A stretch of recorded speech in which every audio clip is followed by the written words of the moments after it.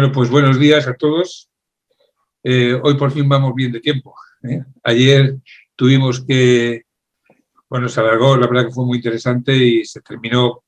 casi abruptamente porque el tiempo se echaba encima después de mesas muy interesantes. Hoy comenzamos el sábado, es un día después del trabajo de toda la semana, pues ya es un mérito que estén aquí todos los que nos están siguiendo. De todas formas, yo creo que las jornadas están siendo un éxito. Espero que las podamos repetir. Creo que son de utilidad para residentes, para adjuntos, para el sistema, para todos, porque es una forma de aprender y de mejorar pues, un proceso del sistema de formación sanitaria especializada, que es la base y el futuro del Sistema Nacional de Salud, porque aunque parece obvio, pero no deja de ser necesario repetir continuamente que sin profesionales bien formados, bien motivados y estimulados, desde luego, el sistema, tal y como lo conocemos o con las características que tiene el Sistema Nacional de Salud, pues no tiene futuro. Unas características que después podemos comentar un poco cuando las comparamos con otros, como la mesa que hubo sobre la formación sanitaria en Europa y en Estados Unidos. No es solo la formación sanitaria, sino el modelo, mucho más flexible que el español, que ofrece ventajas y tiene también sus inconvenientes. Bueno, yo creo que aunque no sea el objetivo de las jornadas, pues ha salido ahí y cumple una finalidad que es un dicho popular que dice que hay que viajar para conocer lo propio, porque si no, a veces estamos centrados en el debate de nuestros problemas, no sabemos lo que ocurre en otros sitios, no sabemos cómo están, ya no solo las diferencias que hay entre las diversas comunidades que nos enriquecen conocer lo que se hace y las soluciones que se dan en cada lado, sino la importancia que tiene saber lo que se hace en otros sitios, pues para copiar lo bueno y corregir lo malo. Bueno, las jornadas yo creo que han abordado pues todos los puntos de interés que tiene la formación sanitaria especializada. No hemos entrado en un debate que estos días está candente, que es el sistema de acceso a la formación sanitaria especializada. Creo que es un tema fundamental, que ya casi está predefinido para el año que viene y en el que, hay que reconocerlo, y yo creo que es un momento oportuno también para reconocer el esfuerzo, el trabajo que se ha hecho, no solo en esto que se ha visualizado mucho en los últimos días, en cuanto a las movilizaciones y la época candente de la lucha por cambiar el sistema de adjudicación, sino que desde que salió la modificación de la ley, aprovechando el Real Decreto Ley de Teletrabajo, desde CENS nos pusimos en contacto con el Ministerio de Sanidad, con la Dirección General de Ordenación Profesional, para abordar los graves problemas que este nuevo sistema de adjudicación, incluso del examen, que ya nos hemos olvidado de ello, pues se ponía en marcha. Y CENS, desde siempre comprometida con toda la profesión, y no tenemos que olvidarnos que los médicos, no los estudiantes, como se dice muchas veces, que están ahora en el proceso de adjudicación, son médicos, son compañeros, y evidentemente, además es el futuro, como decía antes, pues son un objetivo fundamental para nuestra organización y debemos pues, luchar por ellos. Por eso empezamos, ya digo, las primeras reuniones con el Ministerio para saber cómo era el acceso a la formación sanitaria especializada. También se ha tocado en la mesa de Europa, y como comentaba también el compañero de Estados Unidos, cómo es el acceso a la formación sanitaria, que no es una cosa neutra, tiene su importancia, y eso pues ya lo planteamos con la Dirección General. La verdad que todo esto lo vieron de una forma como que era un divertimento nuestro, una cosa sin importancia, cuando para nosotros como organización pues tenía mucha importancia. Después seguimos hablando no solo de cómo debía ser el examen, de los problemas que podían tener aquellos que por ocasión de la pandemia o que estuviesen enfermos cómo podían acceder a este examen, sino que después seguimos hablando de cómo iba a ser el sistema de adjudicación. Se puso la manera telemática y nosotros entendíamos, y por la información que teníamos, que el Ministerio no contaba con los recursos necesarios para hacer una adjudicación de plazas de una forma que permitiese de verdad elegir y no que fuese una adjudicación como ponía el propio nombre. Empezamos con las negociaciones, con las conversaciones con el Ministerio, se nos garantizó de todo, había medios y iban a hacerlo, pues parecía que no iba a haber problemas. Cuando estamos en plena conversaciones y una mañana que recibimos un correo de la Dirección General diciendo que va a ser una elección prácticamente similar a la que se hacía antes de manera presencial, se descuelga esa mañana el Ministerio con una elección telemática en un solo día. Ahí empezamos con el resto de afectados, una serie de movilizaciones que yo creo que han sido un auténtico éxito de movilización y sobre todo de consecución de objetivos. De momento no se ha conseguido el 100% de lo que pedíamos, que era una elección en tiempo real, que tú puedas elegir en cada momento en función de lo que hay disponible, que puedas compaginar tus intereses con los de otras personas, con intereses familiares, con intereses personales, o sea, lo que es una verdadera elección. Se ha mejorado mucho, no se parece en nada a lo que había anteriormente, pero está como está. Nosotros seguimos con la vía jurídica, la vía judicial, que tiene sus problemas. Sabéis que de momento las cautelarísimas han sido desechadas por el Tribunal Superior de Justicia de Madrid y estamos pendientes de un recurso de reposición que tiene un problema grave. Y es que si no nos dan la razón, pues nos quedamos como estamos. Pero si nos dan la razón cuando está muy avanzado el proceso de adjudicación, pues tenemos que plantearnos porque puede ser peor el remedio con la enfermedad. Entonces es un tema que tendremos que ver en los próximos días para ver qué es lo que hacemos en función de cómo vaya discurriendo, cómo veamos las incidencias y de todas formas siempre en una relación con un Ministerio de Sanidad que incumple todos los compromisos, incumple lo que dice por escrito. La comisión de seguimiento ya es una comisión informativa. Bueno, sabemos los problemas que tiene el Ministerio y desde luego CEMS sigue comprometida con la profesión y sobre todo que para el año que viene seguiremos luchando y esperemos que el Consejo de Estudiantes, que son los próximos afectados, pues siga defendiendo con nosotros el interés que viene y que por el año que viene no tengan que hacer nuevas asociaciones, como pasa todos los años. Yo me acuerdo hace muchísimos años, cuando surgió la primera asociación MIR España, que le llevaba una residente de Medicina Interna de Las Palmas, allá por el año 90, pues cada año, cada 2 años, ha surgido siempre una nueva asociación que podríamos llamar de damnificados, cuando la CEMS ha mantenido la continuidad como organización, porque esto hace falta seguir un histórico, saber qué es lo que está pasando y que haya una continuidad en las reivindicaciones, porque si no el Ministerio juega con todas las ventajas para en cada año hacer lo que le venga en gana. Así que desde aquí manifestamos el compromiso de la CEMS en conseguir mejorar este año todavía todo lo que sea posible el proceso de adjudicación y que el año que viene cumpla con las máximas garantías, porque a diferencia de lo que pasa en Europa, y vamos hablando así poco con las mesas, el control de la formación sanitaria especializada, la regulación, aquí es todo no centralizado, todo estatal, todo público. Y es un problema que tenemos en que la misma organización, que es la proveedora de los servicios de la formación sanitaria especializada, se hace mayoritariamente dentro del Sistema Nacional de Salud, sea además la que regula su acceso, la que regula su acreditación, la que regula su evaluación. Es decir, en muchas ocasiones es juez y parte, cosa que no ocurre en el resto de países o en gran parte de los países de la Unión Europea o en Estados Unidos, donde hemos visto que las organizaciones profesionales son las garantes del cumplimiento de unas normas de calidad, de evaluación, de acceso, que le aportan independencia y simplemente los servicios de salud o el sistema de salud público, como pasa en Estados Unidos, que lo pagan y lo paga el gobierno, con la colaboración que sea necesaria, pues garantizan la formación, pero los que la controlan y ante la sociedad responden de la calidad y la competencia, pues son las organizaciones profesionales. Una cosa que aquí pues no tenemos porque con la obsesión por lo público, con lo cual estamos de acuerdo, pues no puede ser que lo público estemos en un sistema estatalizado donde la administración pública nos controla hasta la forma de respirar. Creo que eso es una cosa que tendremos que ir también mejorando en el futuro. Por empezar por las mesas y el problema de ya centrando en el médico residente en la formación sanitaria especializada del médico, que es el grueso fundamental del programa de formación sanitaria especializada, aunque hay otras profesiones,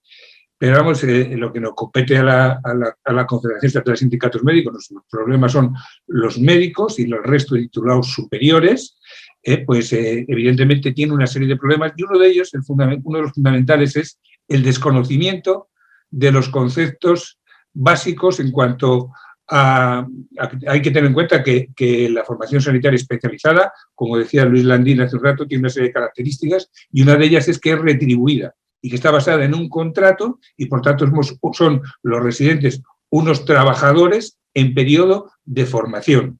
Y como tales, pues tienen una serie de obligaciones y una serie de derechos. Esas obligaciones y derechos pues se concretan en diversos, o se han tratado de concretar en dos reales decretos fundamentales, que es el Real Decreto de Formación y el Real Decreto de Relaciones Laborales. En el Decreto de Relaciones Laborales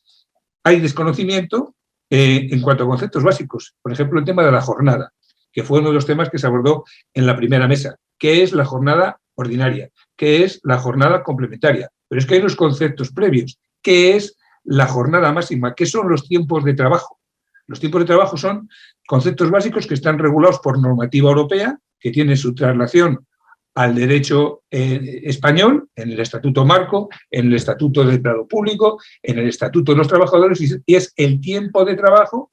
que, por seguridad laboral, porque el trabajo evidentemente engendra riesgos,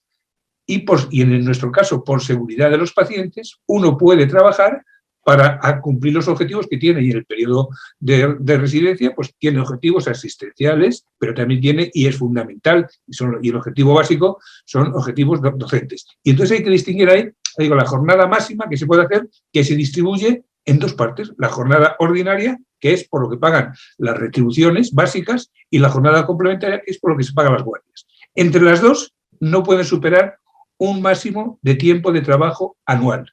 que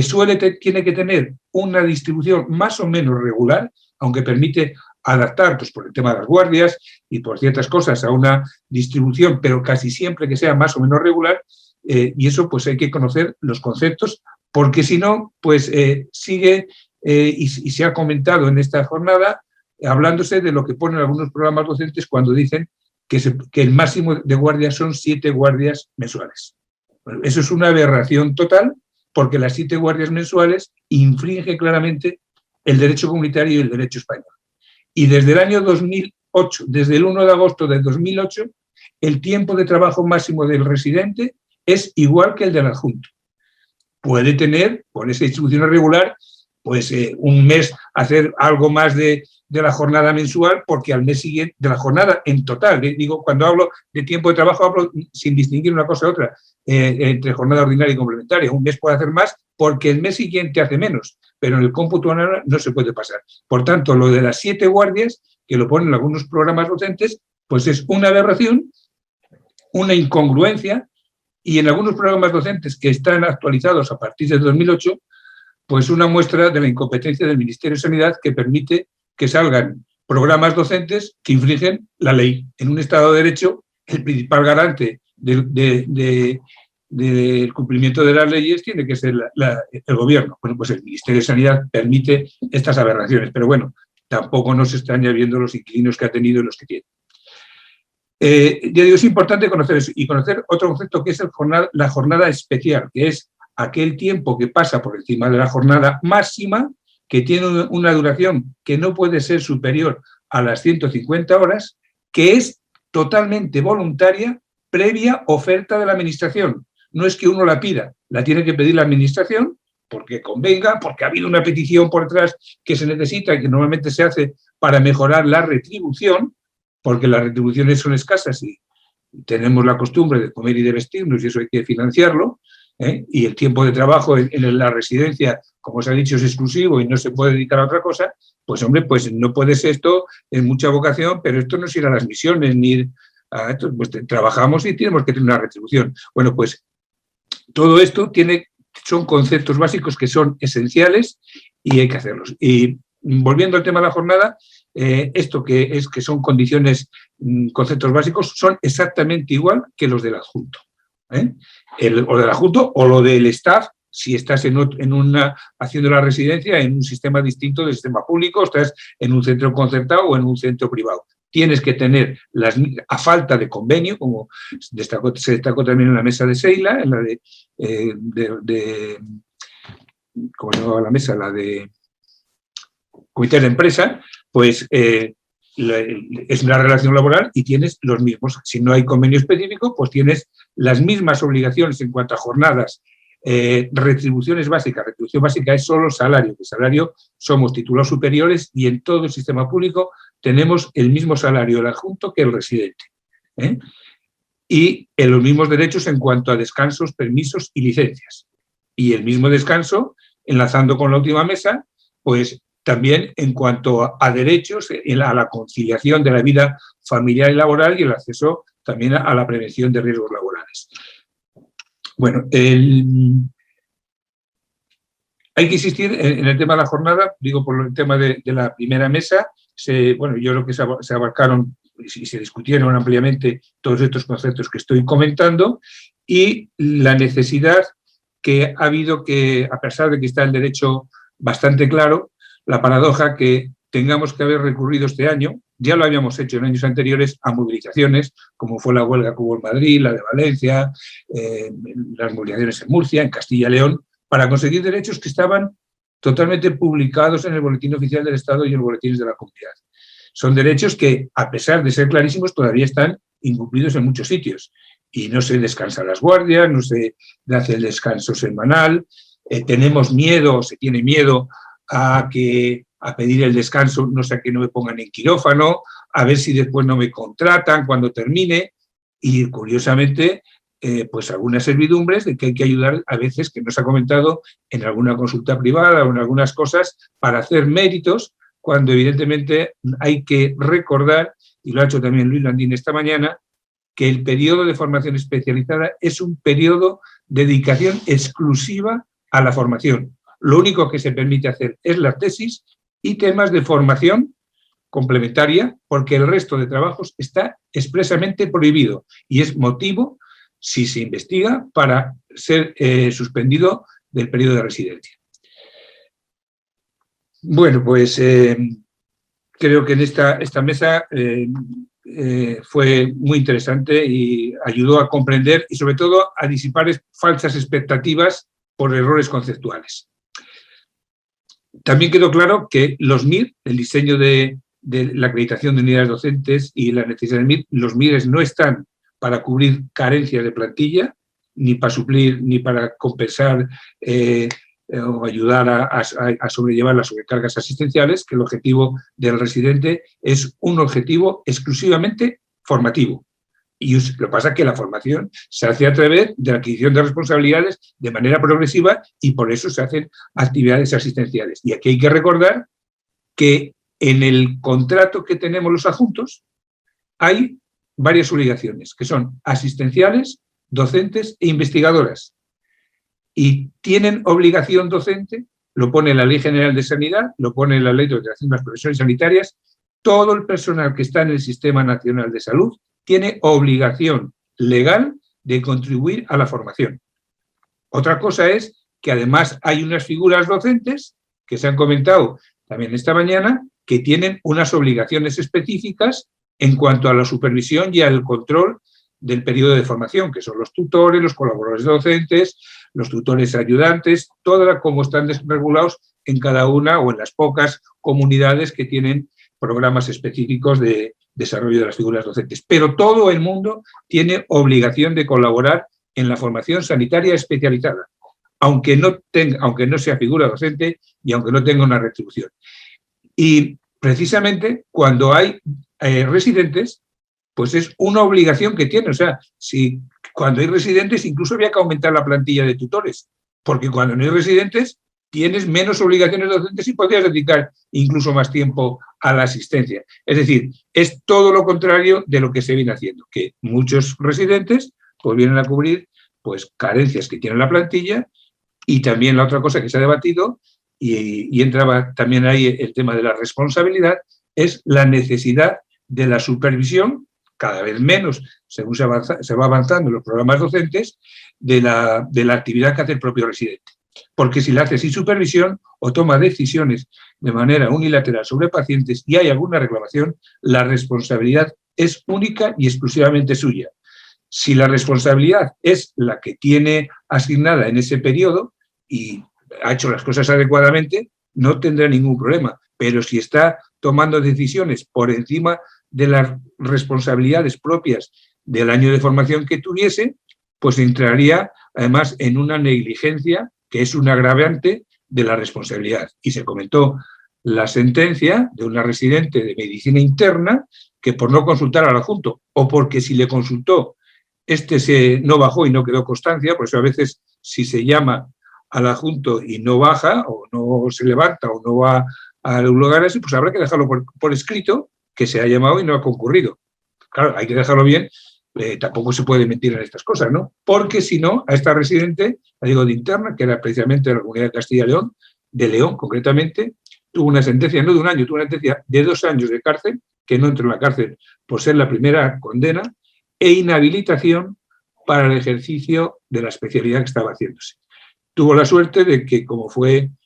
en urgencias, se la inhabilitó para trabajar en urgencias. Y no puede trabajar en urgencias eso que es internista. Trabaja en interna, pero no puede hacer guardias en urgencias. O sea que tiene connotaciones graves el trivializar a veces la responsabilidad y el no hacer que cada una asuma las suyas y el no exigir la supervisión necesaria en todo este periodo. Los siguientes meses, pues vamos, también esta mesa les destacó la importancia de los tutores, la importancia de que hay que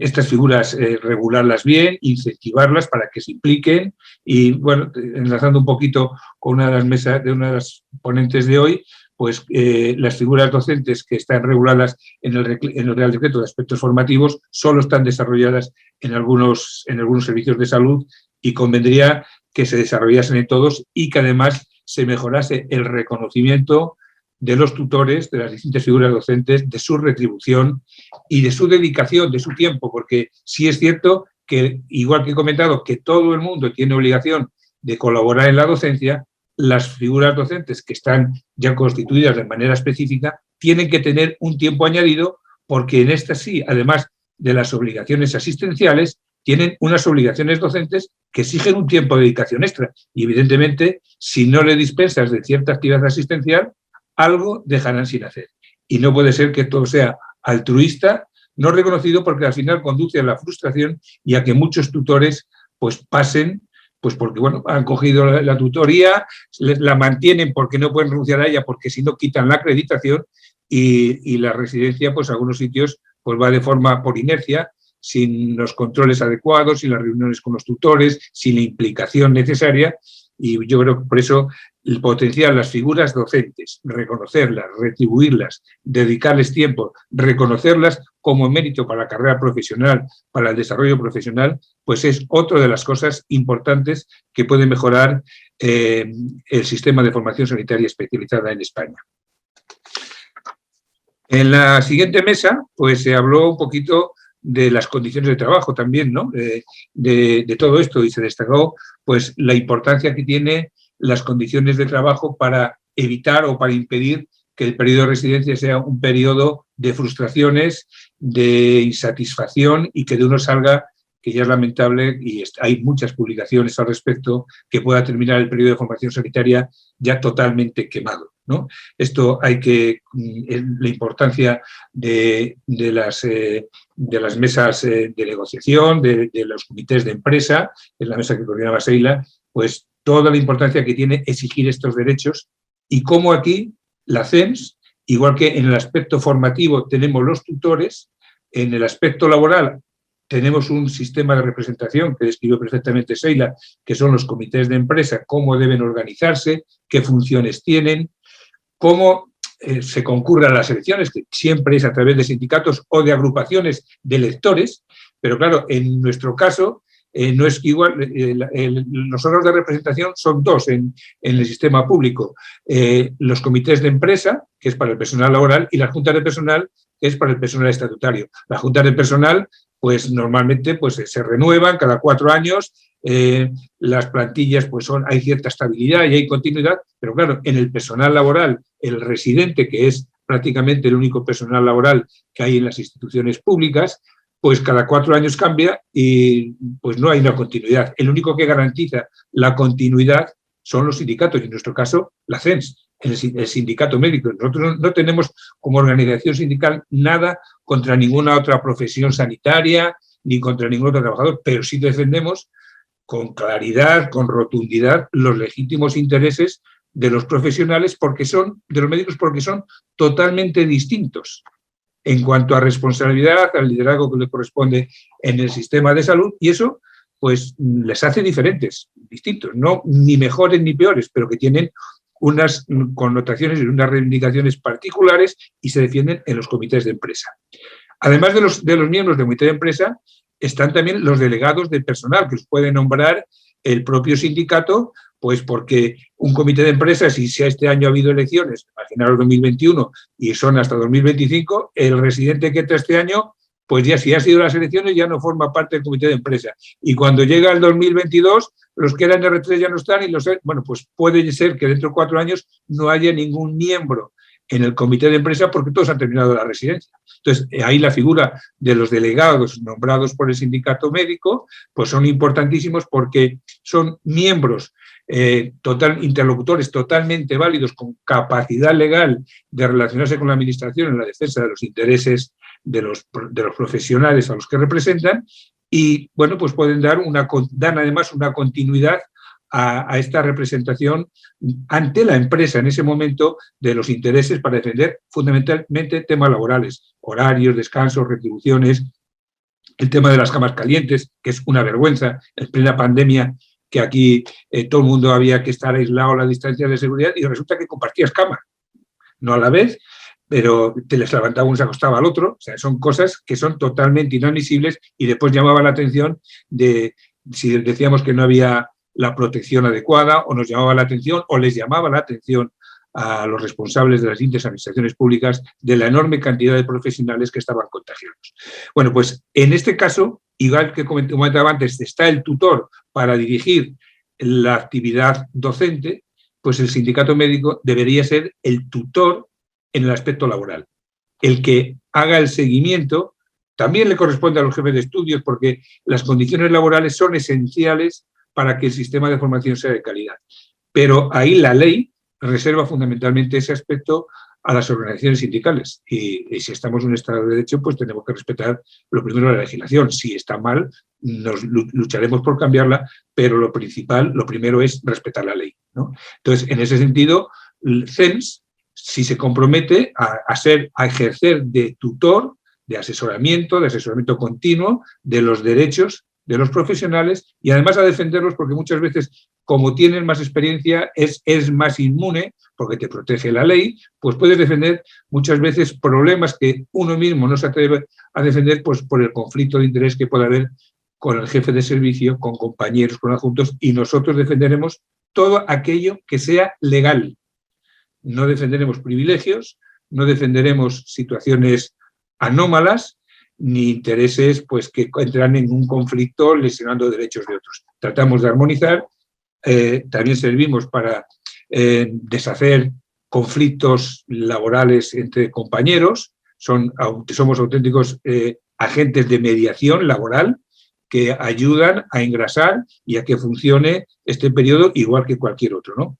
Entonces, el objetivo fundamental es que cuando uno termine la residencia, pues que sea un periodo, que haya sido un periodo satisfactorio y que salga con las pilas puestas para abordar la siguiente etapa, que si esta es dura, las siguientes también. Lo que pasa es que, evidentemente, nosotros luchamos para que, a pesar de ser dura, pues, como se ha comentado también a lo largo de la mañana, estamos en una de las profesiones más bonitas y lo que pretendemos es disfrutar con el trabajo, que es un trabajo que es motivador. Lo que pasa es que las condiciones y las relaciones con la empresa, en este caso, mayoritariamente con el Sistema Nacional de Salud, pues hacen que a veces pues, no sea lo deseable que todos esperábamos. A ver, que voy siguiendo un poco el programa. Bueno, recordar aquí que, evidentemente, lo comentaba también Sheila, el es personal laboral y aquel, a falta de convenio, rige para este personal las condiciones laborales del personal de staff. Y aquí comentar un poquito un problema que ha surgido este año y que, bueno, surge todos los años y es un debate continuo. Lo que pasa es que los residentes parece que siempre, como es lógico, vienen descubriendo, siempre vienen con nuevas ganas, nuevas ideas, pero problemas que ven totalmente nuevos son problemas reiterados a lo largo de los años. Y insistir que la continuidad en la negociación, en los derechos, pues a través de una organización como la nuestra, pues están mucho más garantizados que si cada año hacemos una nueva asociación para defender los intereses y los problemas que, ya digo, son inveterados y que hace falta pues una continuidad para resolverlos. Después hubo una mesa, un pequeño debate entre directivo, residente. Bueno, fue una pequeña tertulia donde se trataron de ver los distintos puntos de vista de un lado y de otro cómo se ve la residencia. Y bueno, pues aquí yo creo que el directivo, con los años que lleva de experiencia, pues salió indemne y no se abordaron las responsabilidades del incumplimiento y de los derechos de los profesionales, en este caso del personal en formación, para que el directivo, el gerente, debería ser también, con el jefe de estudios y con otros agentes, uno de los responsables del cumplimiento de las normas. Y muchas veces miran para otro lado porque los conflictos de intereses pues tratan de obviarlos. No suele haber una empatía con ellos. Cuando se les plantean problemas tratan de casi siempre balones fuera, y en foros como el de ayer pues suelen quedar muy bien, pues porque la teoría es una cosa y la práctica es otra. Yo creo que en cualquier caso los directivos iban mejorando. Hay una idea generalizada de que el directivo sea un puesto más profesional, más independiente. Hay un problema que tiene el Sistema Nacional de Salud, que es que tanto los directivos como los jefes de servicio suelen ser puestos de libre designación. Es la poca carrera profesional y, bueno, pues uno se aferra a esos puestos y después trata de ocasionar el menor problema posible a los equipos directivos, y los perjudicados somos los profesionales. Y bueno, pues esto es un tema que yo creí que se iba a abordar y que se le dejó salir indemne. Aquí no se pretendía lesionar a nadie, pero sí poner un poquito en evidencia ante los directivos cómo ellos tienen una responsabilidad y vigilando de cumplimiento de las normas, no solo de las formativas, sino de las laborales. Y ahí pues no se explicó bien cómo influyen los gerentes en cómo se acreditan las unidades docentes, cómo se dimensionan las plantillas, cómo se utiliza el residente para cubrir carencias. Bueno, pues un poquito más de lo mismo, ¿no? La siguiente mesa pues fue un tema interesantísimo, y es lo que decía al principio, es necesario viajar y conocer lo que se hace en otros sistemas en cuanto a formación sanitaria, y bueno, pues en algunos casos nos ponen los dientes largos, no solo por las retribuciones, que evidentemente pues cuando las comparamos pues es complicado que esto soporte una mínima comparación, pero bueno, también hay que ver cuáles son los modos de vida. No todo es lo que se gana, sino cómo se vive, y yo creo que España tiene la ventaja de que ganaremos bastante menos, pero la calidad de vida pues a lo mejor es mejor. Lo comentaba antes Ana, en los Estados Unidos está muy bien, siempre es un país muy atractivo, tienen muchísimas ventajas, tiene una calidad en la medicina muy buena. Desde luego nosotros aguantamos perfectamente la comparación de la calidad de la medicina española, pero a lo mejor podemos estar todo el día trabajando. No sé si es porque somos mediterráneos y ellos son atlánticos o lo que sea, pero bueno, pues ya digo, no solo eso, pero evidentemente sí el sistema de formación, sí el sistema de acceso, las alternativas que hay al acceso a la formación sanitaria especializada, el cómo se hace la formación, los controles, la participación de la profesión, la independencia que se puede tener, la flexibilidad que hay en los sistemas, pues yo creo que fue una mesa, yo creo que había que analizarla mucho más en detalle. Esa yo sería unas mesas que repetiría porque tiene complejidad en cuanto al análisis de las propuestas, porque es solo comparando y viendo lo que se hace en otros lados, podemos saber qué es susceptible de mejora aquí, qué cosas son puntos fuertes, porque aquí tenemos un dicho continuamente que el MIR es un sistema de excelencia y que prácticamente es el mejor sistema del mundo. Lo decimos también del Sistema Nacional de Salud. Y cuando empezamos a comparar, hombre, pues tenemos un buen sistema, no vamos a decir que no, porque es bueno, pero desde luego es como el Sistema Nacional de Salud, es mejorable en muchos aspectos, y solo comparando y viendo lo que se hace en otros sitios, pues es, yo creo, de importancia. Por eso yo creo que esta mesa deberíamos replanteárnosla, volver a repetirla, a hacerla más amplia. Es que se analizaron en ella muchos puntos de vista, desde la formación, el acceso, la supervisión, la acreditación de las unidades docentes, la movilidad entre especialidades. Hay un punto que yo creo que fue, que no sé, vamos, imagino que reparasteis en él, que un comentario que se hizo desde Estados Unidos, y era que allí el periodo de formación no puede durar más de 7 años. Aquí, hasta hace poco, hasta que la última modificación del proyecto de Real Decreto de Formación Sanitaria Especializada, había saltado en las redes una alarma de que se penalizaba a aquel que repitiese por segunda vez la residencia. Hombre, pues yo no lo critico mucho. Si la formación sanitaria especializada es retribuida, las plazas son limitadas, uno no puede dedicarse a coger una plaza, dejarla en el tercer año de residencia porque quiere hacer otra cosa, volver a hacer otra residencia de otra especialidad, dejarla al cuarto año o al segundo, porque está quitando plazas a otro, está gastando dinero del sistema sanitario público. Otra cosa es que haya que mejorar el sistema de adjudicación, haya que mejorar todos los otros sistemas, pero bueno, yo creo que esto hay que pensarlo, ¿no? Y igual que ciertos temas de fidelización de profesionales y cosas de estas, yo creo que es una mesa que da para mucho, que nos abre puntos de vista y de análisis, y que, bueno, pues que tiene que ser para la reflexión y para saber qué es lo que estamos haciendo aquí. A ver si me estoy pasando yo, porque tengo aquí estos los papeles un poco revueltos. Y bueno, pues ya pasamos a las mesas de hoy. En la quinta mesa de hoy, que las 9 de la mañana, creo que ha sido una mesa muy, muy interesante, donde casi era un resumen de 2 de las mesas de ayer, donde se planteaban más los aspectos formativos. Ayer habíamos incidido mucho en los aspectos laborales, y hoy, pues, bueno, en los aspectos laborales sí quería comentar una cosa. Curiosamente, se analizaron mucho el tema de la jornada, el tema de los descansos, temas, eso, pero curiosamente llamó la atención la poca incidencia o poco énfasis que se hizo en la mejora de las condiciones retributivas, que son malas, son muy mejorables, se han explicitado en las movilizaciones, y yo creo que tenemos que replanteárnoslas un poquito. El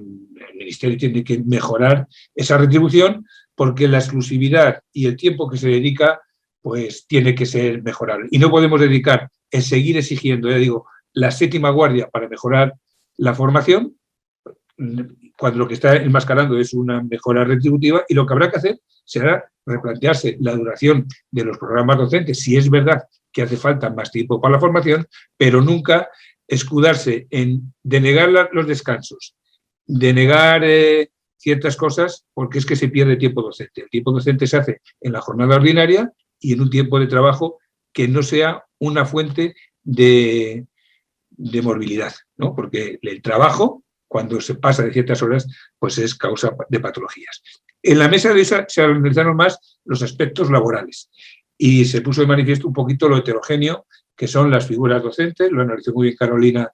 comentando cómo están las figuras docentes en Baleares y en comparación con otras comunidades. Creo que es muy mejorable. Se planteó el debate que comentaba el moderador de si es o no necesario profesionalizar más las figuras docentes, la figura del jefe de estudio con la dedicación, hacerlo más independiente de las jefaturas de servicio, que pueda defender de verdad el desarrollo de los programas docentes, librándole de las presiones de los servicios. Y bueno, yo creo que ha sido una mesa súper interesante, donde se han analizado las funciones muchas veces desconocidas, y eso impide pues que las cosas se desarrollen adecuadamente, de los órganos de tanto colegiados como unipersonales de docencia de los distintos centros. Y después creo que ha sido muy interesante el planteamiento que nos ha hecho el presidente del Consejo Nacional, o el vicepresidente, el presidente en funciones del Consejo Nacional de Especialidades, en cuanto a 2 cosas que son importantes y que enlazan con lo que decía al principio, que tenemos la idea de que el Consejo Nacional es el que organiza y decide, cuando es un órgano exclusivamente de asesoramiento, y que curiosamente son técnicos, muy técnicos, de cada uno en su especialidad, que se eligen pues, por los procedimientos, pues nos ha comentado, pero también es un órgano que tiene, las comisiones nacionales tienen una forma de representación porque están a través de sociedades científicas, a través del Colegio de Médicos y a través de propuestas, los miembros de las comisiones, esto de las propias consejerías, y después un vocal de residentes que se hace por elección, y se ha comentado, llama la atención, la poca participación que hay de los residentes en la elección de sus representantes, ¿no? Pero, vuelvo a insistir, es un órgano de asesoramiento y, curiosamente, las decisiones últimas la vuelve a tomar el responsable político. Y en decisiones técnicas, pues los políticos deberían dejar las manos quietas. Y por eso digo, es importante conocer cómo en otros países de la Unión Europea el control y esas decisiones técnicas las toma la propia profesión. Porque el concepto de profesión es importante recordarla. La profesión médica es una profesión regulada. Y regulada exige colegiación. ¿Y por qué es una profesión regulada? Es una profesión regulada no solo en España, sino en Europa, porque los bienes que tutela, que es la vigilancia de la salud de los ciudadanos, es un bien tan esencial que las distintas administraciones públicas exigen una serie de requisitos, en este caso de titulación, para ejercer las competencias que en exclusiva les atribuyen las leyes, ¿no? Entonces, esos conceptos son fundamentales. Y si eso no lo tenemos claro, pues no entenderemos nunca y veremos como decisiones corporativas la defensa de las competencias de la profesión, que son siempre en el interés de los pacientes, y la defensa de la exclusividad de ciertos temas, ¿no? Entonces yo creo que eso es importante hacerlo. Y por eso las decisiones, estas técnicas de funcionamiento, no deben ser decisiones políticas, sino decisiones de la profesión. Bueno, también, ya digo, me gustó mucho el planteamiento que hace el presidente de este consejo cuando dice que unos elementos de calidad, y que él lo hacía en su comisión, es exigir la libranza de las guardias.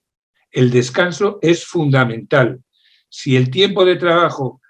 si la guardia y lo que no se trabaja no permite desarrollar los programas docentes, pues habrá que alargarlos, pero no acogerse a esta excusa para impedir un derecho que va en beneficio del propio profesional por salud laboral y en beneficio del paciente, porque hay que recordar que si tienes un incidente en un periodo de tiempo en el que tienes que estar descansando porque es obligatorio, no es un derecho, es una obligación el descanso, pues no te va a cubrir el seguro de responsabilidad, y es lo mismo que te ocurriría si conduciendo un coche para el que tienes seguro de todo riesgo, tienes un accidente, te hacen un test de alcoholemia y das positivo. El seguro no se hace cargo de cubrir esas responsabilidades. Pues igual le puede pasar a un residente si después de una guardia, bueno, a un residente y a un adjunto, a cualquiera, si después de una guardia no ha hecho el descanso preceptivo y obligatorio. Y bueno, pues yo creo que, ya digo, es una mesa también, la pega que ha tenido es que eran las 9 de la mañana y me imagino que después de unos días que empieza a relajarse las condiciones de aislamiento por la pandemia y que el viernes ya se podía salir un rato más, pues era un pequeño hándicap para que esta mañana a las 9 estuviesen todos. Pero bueno, sin comentar que estas jornadas, a partir de los días en que estén editadas, van a estar totalmente en abierto en el canal de YouTube de la CENS, y que me imagino que serán de interés y podrán volverse a visualizar, a comentar, a sacarlas todo el jugo que tienen. Bueno, pues en ese sentido, creo que digo, fue una mesa súper interesante. Y pasamos a una mesa que yo creo que era importante poner, la que fue la que hizo Maribel, del Campus CENS, para que se conozca cómo nosotros, como organización profesional, CENS, como organización profesional, pues evidentemente está comprometida con la defensa de los derechos de los profesionales, pero también está comprometida en colaborar en su formación continuada, para que tengan un desarrollo profesional armónico, y cómo desde el Campus CENS a los afiliados CENS se les ofrece un programa formativo totalmente de calidad, acreditado, que vale pues para todo lo que sirve la formación continuada. Tiene un programa, como habéis visto, espectacular, con colaboración con universidades, ofrece máster y bueno, pues todo lo que ha comentado Maribel en detalle, y que tiene una aceptación grandísima. Prácticamente hay cola para los distintos cursos que ofrece y bueno, pues a todos aquellos que seáis afiliados, los que estáis inscritos sabéis que lo sois, por el principio es requisito para estar en estas jornadas pertenecer a la CEMS y los que lo vean abierto, pues que vean después las posibilidades que tiene una organización sindical profesional que el único objetivo que tiene es velar por los intereses de sus compañeros. Y pasamos a una mesa que muy importante, la última, que es el tema de la conciliación, porque el trabajo, la forma de médico, tiene que ser compatible con la vida privada, porque al final lo que se trata en nuestra vida es de disfrutar de ella, de vivirla el mayor tiempo posible en las mejores condiciones y de ser feliz. No es ninguna declaración sencilla, es importante saber para qué estamos aquí. Y el trabajo, pues tiene que ser otro medio más para que esto no sea frustrante, para poder disfrutar de una profesión enormemente preciosa que permite satisfacer muchas ansias personales, pero que no puede ser fuente de conflicto personal, familiar y mucho menos de morbilidad y de patologías. Y en el tema de la conciliación de la vida familiar y laboral, se ha incidido en un aspecto fundamental en el ámbito sanitario, que es la discriminación que puede tener la mujer por la condición de mujer. Es la maternidad. ¿Cómo puede,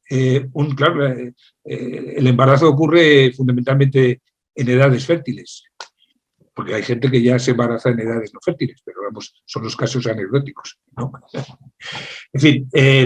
poniendo serios, es un tema que es fundamental, conciliar ese periodo que no sea negativo, tanto en los periodos docentes, porque cuando el periodo que por baja por patología en el embarazo, por embarazo de riesgo o el periodo de permiso maternal, pues